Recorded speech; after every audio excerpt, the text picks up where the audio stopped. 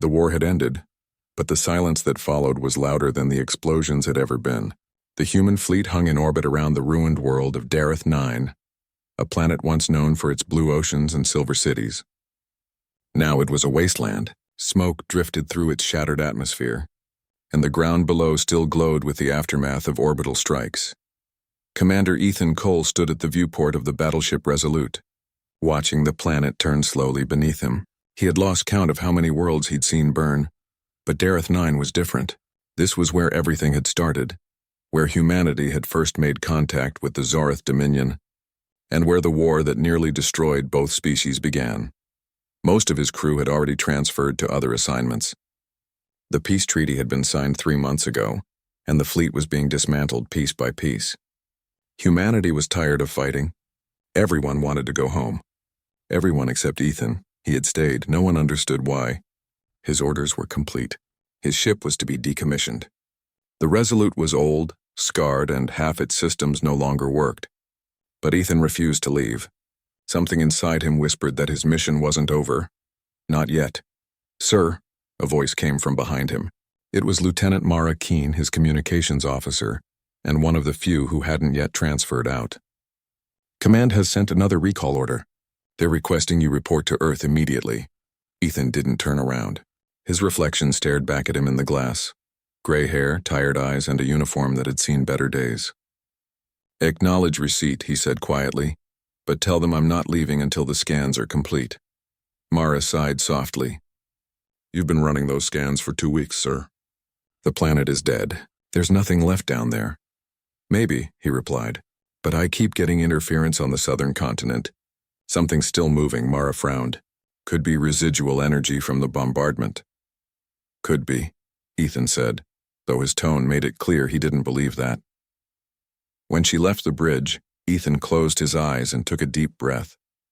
The silence pressed in on him, the kind of silence only deep space could hold.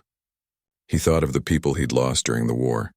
His crew, his friends, his wife back on Luna Colony who'd never stopped waiting for him. He thought of the promises he had made, to protect, to endure, to never give up on humanity. The console beeped softly. The scan had finished its next pass. Ethan opened his eyes and leaned forward. There it was again, a faint energy reading deep underground on the planet's southern hemisphere. It was rhythmic, pulsing like a heartbeat. Ethan narrowed his eyes. "That's no residual energy," he murmured. "That's a signal." He called Mara back to the bridge. "Patch that frequency through the long-range array," he ordered. After a few moments of static, a distorted voice broke through the silence. "Human vessel. Repeat, need assistance." Mara gasped. "It's in English." Ethan's pulse quickened. The Zoreth had wiped out every human colony on Dareth 9 years ago. No one could have survived. "Trace that signal," he said. Mara worked the controls quickly. "It's coming from an underground facility. Coordinates locked. Prepare a shuttle," Ethan said firmly. "We're going down there." The shuttle cut through the dark clouds, lightning flashing across the scorched sky. The surface of Dareth 9 was nothing but ruins. Melted metal, shattered towers, and seas turned into gray dust. The once beautiful cities were gone. As they descended, Mara looked out the viewport and whispered, "I can't believe people lived here once." "They did," Ethan said quietly. "And they built wonders." They landed near a collapsed structure half buried in ash. The signal was stronger now, pulsing every few seconds like a mechanical heartbeat. Suited up, Ethan and Mara stepped onto the planet's surface. The air was thin and poisoned, the wind whispering through broken walls. They found an entrance, a metal hatch partially exposed among the debris. The words Humanity Research Outpost 17 were faintly visible on the rusted plate. Ethan knelt beside it. "This place was sealed before the final bombardment," he said. "It might have shielded someone from the blasts." Together they forced the hatch open. A rush of stale air escaped. Their suit lights illuminated a narrow corridor leading into the darkness. They moved cautiously, weapons ready, though Ethan hoped they wouldn't need them. Power flickered from damaged conduits along the walls, and the distant hum of machinery echoed faintly below. Mara checked her scanner. Signals coming from sub-level 3. They descended deeper until they reached a heavy blast door. Ethan pressed his hand against the access panel. The system recognized his suit's old military ID. Somehow the outpost software was still operational. The door hissed open. Inside was a small control room. Screens lined the walls, most cracked or dark. In the center was a cryopod, still active. Frost clung to the glass. Inside, a young woman lay sleeping, alive but frozen in time. Mara stared in disbelief. Someone actually survived. Ethan stepped closer, his heart pounding. The pod's label read Dr. Lyra Tanaka, civilian scientist. He remembered that name. She had been one of the researchers studying Zorith biotech before the war went nuclear on this world. "Can we revive her?" he asked. Mara ran a diagnostic. "Yes, but her life signs are weak. The system is failing." "Do it," Ethan said without hesitation. The cryopod hissed as it released pressurized gas. Slowly the frost began to melt away. Lyra's eyes fluttered open, confused, frightened, and weak. "Where am I?" she whispered. "You're safe," Ethan said gently. "You're aboard an outpost on Dareth 9. I'm Commander Ethan Cole, United Earth Fleet." She blinked at him, trying to process the words. "The war. Is it over?" Ethan nodded slowly. "Yes, it ended months ago." Tears filled her eyes. "Then I wasn't wrong." "The signal worked." "What signal?" Mara asked. Lyra tried to sit up but winced from the effort. "I was working on something before the bombardment. A failsafe. I found something deep beneath the surface. A machine not human, not Zorith either. It was alive." Ethan exchanged a glance with Mara. "Alive?" "Yes," Lyra said weakly. "It called itself the Sentinel. It said it could stop the war, that it could protect both species, but no one believed me. Then the bombs fell." She coughed softly. "It's still down there, waiting." Ethan stood silently for a moment. Every instinct in him told him this was insane. The war was over. His orders were to leave, return to Earth, and finally rest. But something inside him, that same voice that told him to stay when everyone else walked away, whispered that this mattered. "Show me where you found it," he said finally. Lyra looked up, hope flickering in her tired eyes. "You mean you'll help me finish what I started?" Ethan nodded. "If there's even a chance it can prevent this from happening again, we can't ignore it." Mara frowned. "Sir, Command will court-martial us if we interfere with classified tech." "Let them," Ethan said firmly. "I didn't stay here to follow orders." As they prepared to descend into the lower tunnels, the ground rumbled faintly beneath them, a low vibration that seemed to pulse with life. Lyra's eyes widened. "It knows we're here." Ethan tightened his grip on his rifle and looked toward the darkness ahead. "Good," he said quietly. "Then maybe it's time we finally talked." The rumbling grew stronger as Commander Ethan Cole, Lieutenant Mara Keene, and Dr. Lyra Tanaka stood at the entrance of the lower tunnels. The air was heavy, and the sound seemed to come from beneath their feet, a slow rhythmic pulse that almost felt like breathing. Ethan's helmet light cut through the darkness ahead. The tunnel walls were covered in strange dark metal that shimmered faintly, unlike anything built by human hands. Every few meters, veins of faint blue light ran along the surface, pulsing in time with the rumble. "This wasn't part of the outpost's original structure," Lyra said, scanning the metal. "It's the same material I found years ago. It's not human-made, it's part of the Sentinel." Mara frowned. "You mean this whole tunnel is alive?" "In a way," Lyra replied. "It's not alive like us, it's aware." Ethan moved forward carefully. His mind told him to be cautious, to turn back, to follow orders and go home. But another part of him, the part that had stayed when everything told him to leave, urged him to go deeper. As they descended, the hum became stronger, vibrating through their suits. The tunnel widened into a massive chamber, and in the center of it stood a colossal structure that stretched upward into darkness. It looked like a fusion of machine and living metal, smooth surfaces that seemed to move slightly, shifting as if breathing. Streams of light ran up and down its surface, pulsing softly like a heartbeat. Lyra stepped closer, awe in her eyes. "That's it. The Sentinel." Ethan took a step forward, staring at the enormous shape. It radiated a strange energy, not threatening but ancient and powerful. He could feel it watching them. Then a voice echoed in the chamber, soft and deep but not coming from any one place. "Human, you have returned." Mara froze. "Did that thing just talk?" Lyra nodded slowly.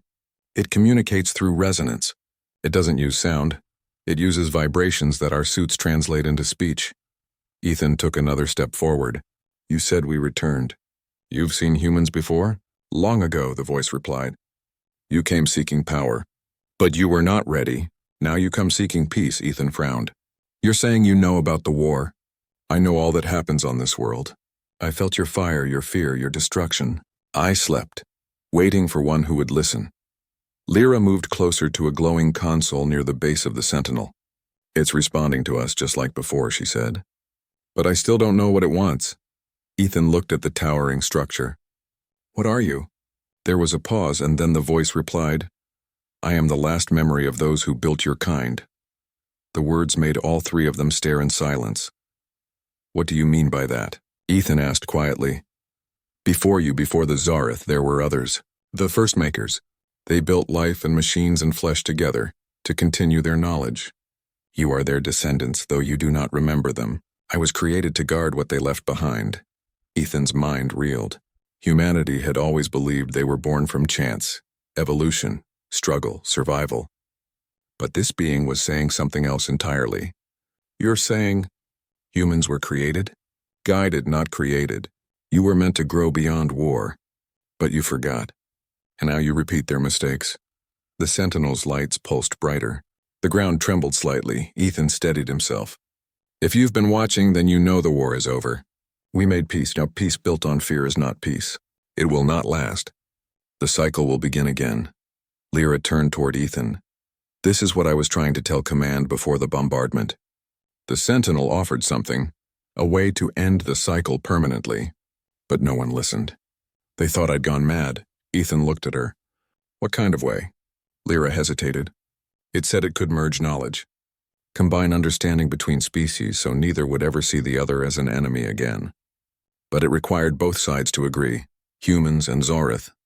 When the war started, it went silent. Until now, the Sentinel said. Mara crossed her arms. So what's it want us to do? Shake hands with the same species that tried to wipe us out? Trust is not given. It is built. You three are the last who still can. Ethan didn't answer. He just stared at the machine, thinking of the millions who had died. Could something like this really stop it from ever happening again? Or was it another weapon in disguise? Suddenly the chamber lights flickered. Lyra checked her scanner. Something's coming. A signal. It's not from us. A holographic projection appeared in the air above them. A tall reptilian figure with dark scales and burning orange eyes. It was unmistakably Zareth. Human vessel, the figure hissed. You have trespassed in a sacred zone. Withdraw immediately. Ethan's jaw tightened. We're not here to fight. We found one of your old machines, something called the Sentinel. The Zareth figure's eyes narrowed. That relic belongs to us as much as it does to you. It was the reason this war began. Do not touch it, Lyra stepped forward. You don't understand. It can stop the next war before it starts. Lies, the Zareth replied. It feeds on life. It consumes what it joins. Ethan looked at the Sentinel. Is that true? All creation consumes, Commander. But I do not destroy, I unite. I offer understanding. I offer memory. The Zareth voice grew louder. Leave now, or we will cleanse this world again. And then the transmission cut off. Mara swore under her breath. They must have traced our signal. They're coming. Ethan clenched his fists. How long until they reach orbit? Maybe a few hours, Mara said, checking her readings. If they drop plasma warheads again, this whole place will be gone. Ethan turned back to the Sentinel. You said you could unite species. Can you do it now? Only if both are willing. I cannot force harmony. It must be chosen. Ethan's voice hardened. If we're destroyed, there's no chance for peace at all. You have to protect this planet. I can shield it. But it will require energy. Life energy. Lyra shook her head. What does that mean? One must stay. One must give what I need to remain awake. Mara looked at Ethan in shock. No way. You're not doing this. Ethan didn't answer immediately. He looked around at the chamber. The walls of living metal, the slow pulse of light, the faint warmth that felt almost like a heartbeat. He thought of all the soldiers who had died, all the worlds lost. If one life could keep the peace, could protect what humanity had fought so hard to build, wasn't that worth it? He turned to Lyra. If I stay, can you get back to the ship? She shook her head. Ethan, you can't, he smiled faintly. I've been staying my whole life when everyone told me to walk away. Maybe this time it'll mean something. Mara's voice trembled. Sir, please. We can find another way. Ethan placed a hand on her shoulder. No, you'll take Lyra and go. The sentinel said it needs one. It's enough. The sentinel's voice filled the chamber again, softer now. Your choice honors them, human, but you still have time to change it. Ethan shook his head. No, I made my choice a long time ago. He turned to his crew one last time. Take the shuttle. Tell command what we found. Tell them peace isn't a dream. It just needs someone willing to stay. Lyra's eyes filled with tears. You'll die if you do this. Ethan smiled sadly. Maybe. Or maybe I'll just finally rest. The chamber brightened as streams of light flowed down from the ceiling, surrounding Ethan in a soft glow. His body felt weightless.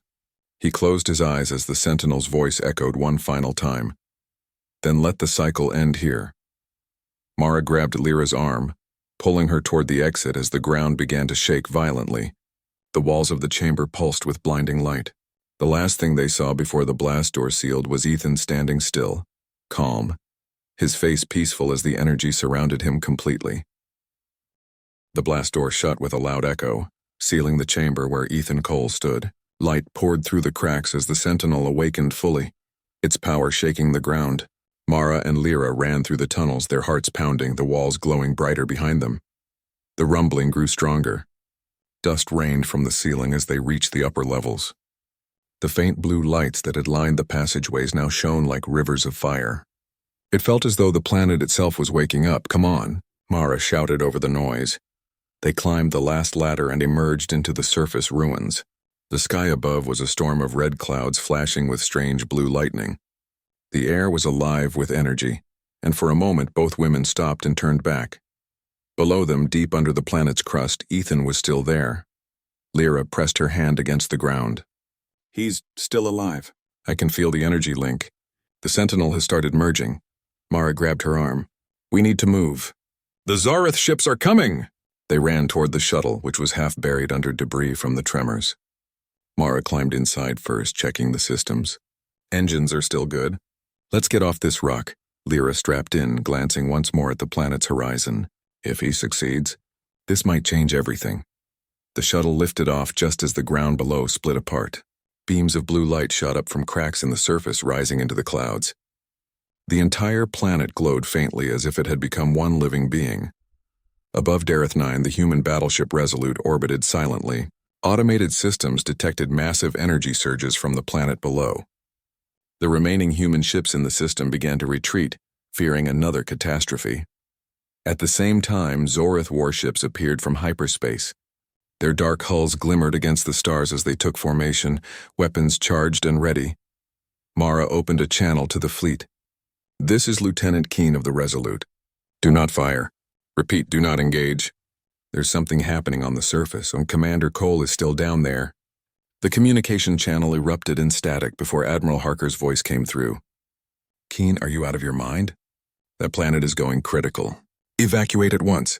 Mara's jaw tightened. Sir, the commander made contact with an ancient machine, the Sentinel. It's stabilizing the planet's core. It's not an attack. It's a defense mechanism. Lyra leaned over the console. If they attack, they'll destroy it, and maybe us with it. The Sentinel needs time to finish merging. Admiral Harker didn't answer right away.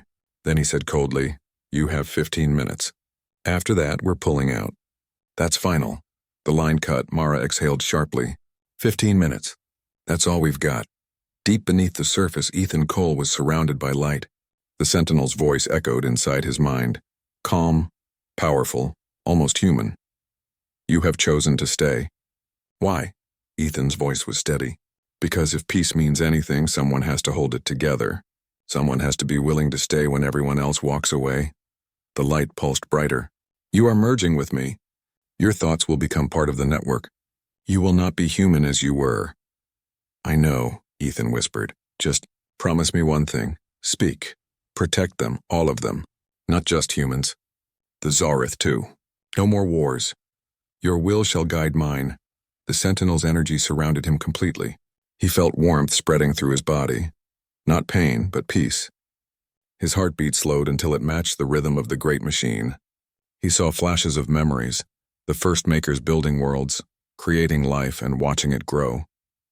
He saw human faces, Zorith faces, and countless others, all born from the same source. Then, for the first time in centuries, the Sentinel spoke not just to one mind, but to all. In orbit, both human and Zorith ships suddenly went silent. Every communication system crackled with the same voice, a calm, steady tone that seemed to come from everywhere and nowhere. This war is over. Admiral Harker stood frozen on the command deck as the voice continued. I am the Sentinel. You are children of the same creation. You have forgotten what you were meant to be. One of your own has chosen to stay, to remind you of what peace costs. Zorith commanders listened in confusion. Some reached for their weapons, others simply stared at the glowing planet below. I offer you a gift, memory. And then, without warning, every living being in orbit, human or Zorith, felt something inside them change. Memories, emotions, and visions filled their minds. They saw the history of both species and their pain, their triumphs, their fears. They saw how similar they truly were. On the Resolute, Mara and Lyra both gasped as their helmets filled with light. For a brief, breathtaking moment, they saw through each other's eyes, and through Ethan's. They saw him standing in the heart of the Sentinel, smiling as blue light wrapped around him like a living cloak. His voice echoed softly. If peace is to last, someone has to stay. Someone always has to stay. And then he was gone. The light faded. The planet calmed. The cracks in the surface closed as if they had never been. The storms disappeared, replaced by a calm, glowing sky. Mara looked out the shuttle window, tears in her eyes. He did it? He really did it, Lyra nodded slowly. He became part of it. The Sentinel isn't just a machine anymore. It's him. Above the planet, the human and Zorith fleet slowly withdrew their weapons. No one spoke. No one fired. For the first time in decades, the silence between them wasn't hostile. It was understanding. Weeks later, Dareth 9 was declared a neutral world. Both species agreed to rebuild it together, a symbol of peace. A monument was built at the site where the Sentinel had awakened. A tall spire of silver metal engraved with simple words, "He stayed." Every ship that passed through the system stopped there, if only for a moment.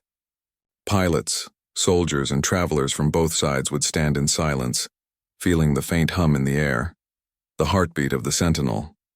Some said it was the pulse of the planet. Others believed it was something else, the echo of Commander Ethan Cole. Lyra remained on Dareth 9 as the head of the Unity Project. She worked to combine human and Zorith technologies, building new systems that could heal rather than destroy. Mara, promoted to captain, visited often. Every time she did, she would look up at the silver spire and whisper, "We didn't forget you, sir." And sometimes, when the wind blew across the plains, a soft voice would answer, faint like a whisper in the stars. Good, then keep building. Years passed. The alliance between humans and Zorith grew strong. New colonies were built together, ships crewed by both species. The memory of the war faded, replaced by stories of the man who stayed. Children learned about him in schools, not as a soldier, but as a symbol. They called him the Guardian of Peace. Some said that when they dreamed, they could see him, standing in a world of light, watching over them with calm eyes, and deep beneath Dareth 9, where the Sentinel still slept, a faint light continued to pulse. Inside that light, Ethan's mind lived on, not trapped, not lost, but at peace. He could see everything now. The growth of new civilizations, the laughter of children, the quiet rebuilding of what was once broken. He felt no regret, only pride.